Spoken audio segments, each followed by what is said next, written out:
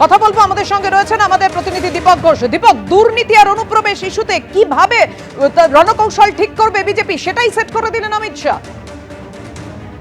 অমিত শাহর বক্তব্য হচ্ছে যে আগামী দিনে এই নির্বাচনকে পাখির চোখ করে নামতে হবে। তার মূল কারণ হচ্ছে এই রাজ্যটা আজকে বিপন্ন হয়েছে দুটো কারণে, একটা হচ্ছে দুর্নীতি আর একটা হচ্ছে অনুপ্রবেশ।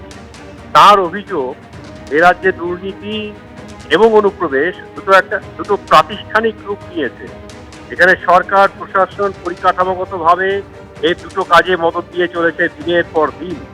ফলে এই অবস্থায় দাঁড়িয়ে যে সরকারটা মা মাটি মানুষ স্লোগান দিয়ে ক্ষমতা এসেছিল, সেই রাজ্যের মা বোনেরা আজকে সুরক্ষার অভাবে ভুগছেন, নিরাপত্তাহীনতায় ভুগছেন, তারা বিপন্ন।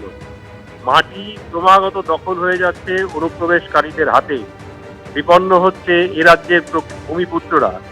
আর তিনি বলছেন যে মানুষ, এ রাজ্যের মানুষ আক্ষরিক অর্থেই বিপর্যস্ত, বিপন্ন। তার কারণ তাদেরকে আজকে মাটি ছেড়ে পলায়ন করতে হচ্ছে বাইরে।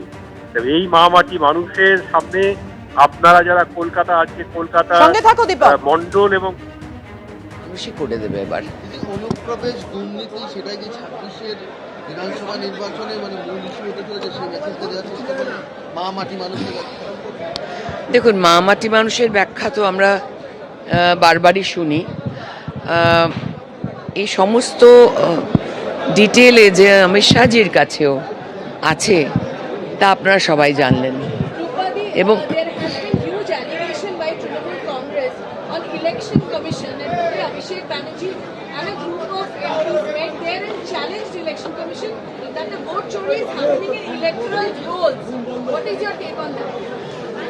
see, it's not only West Bengal where we are having SIR.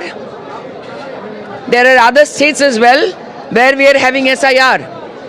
So can you name any other state where there's so much of hooliganism happening? No other state in West Bengal other than West Bengal is doing so much of hooliganism in the name of BLO and BLR and everything else. No other state in West Bengal, no other state in India where so much of hooliganism and bloodbath happens during election and after election and post-election. No other state. It's only West Bengal, and I'm ashamed to say that I'm a Bengali. There is an FIR filed against CEO and also Election Commission, 2 FIRs.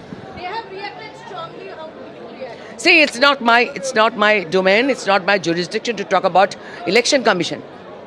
I don't work there.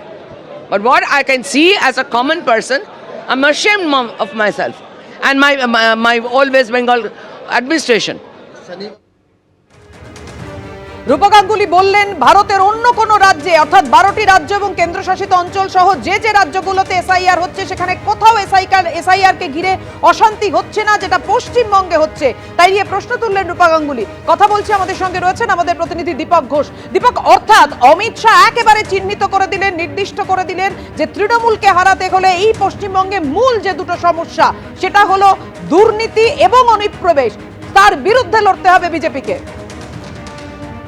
তিনি বলেছেন কলকাতার মানুষ যারা এখানে বসে আছেন, অর্থাৎ কলকাতার 4টে লোকসভা কেন্দ্র, অর্থাৎ 28টা বিধানসভা কেন্দ্র, এই কেন্দ্রের যারা বুথ স্তরের কর্মী এবং মন্ডল স্তরের কর্মী, তাদের তিনি বৈঠকে ডেকেছিলেন। তাদের তিনি বলেন যে আপনারা যদি মনে করেন কলকাতায় আপনারা সুরক্ষিত রয়েছেন, ভুল করছেন। আগামী দিনে অনুপ্রবেশের ধাক্কা এসে লাগবে কলকাতায়, যেটা পরিস্থিতি হবে তখন ভয়াবহ।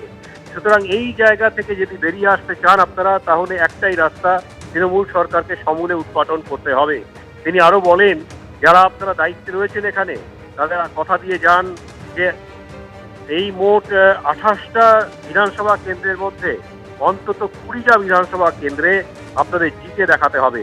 বুকের মধ্যে লিখে নিন বিজেপি সরকার আসছে। উনি বলেন দিল পে লিখলো সরকার হামারি হোক।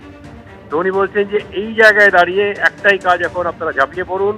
আপনাদের সামনে 28টা বিধানসভা কেন্দ্র রয়েছে, যার মধ্যে ন্যূনতম 20টা বিধানসভা কেন্দ্রে জিতে দেখাতে হবে আপনাদের। তার কারণ আগামী দিনে কলকাতাও বিপন্ন হবে যদি আপনারা এখানে রাজনৈতিকভাবে নিজেদের বিস্তার করতে না পারেন। তিনি বলছেন তৃণমূল সরকারের বিরুদ্ধে এই যে দুর্নীতি, লাগামহীন দুর্নীতি আর এই যে প্রাতিষ্ঠানিক অনুপ্রবেশ, এর বিরুদ্ধে লড়াই একমাত্র বিজেপি করতে পারবে। সুতরাং আপনারা নিঃসন্দেহে নির্ভয়ে কাজে নামুন, বুকের মাঝে লিখে নিন, বিজেপি জিততে চলেছে। 28টার মধ্যে 20টা বিধানসভা কেন্দ্র পার্টিকে উপহার। ধন্যবাদ তোমায় দীপক। এবিপি আনন্দ, এগিয়ে থাকে, এগিয়ে রাখে।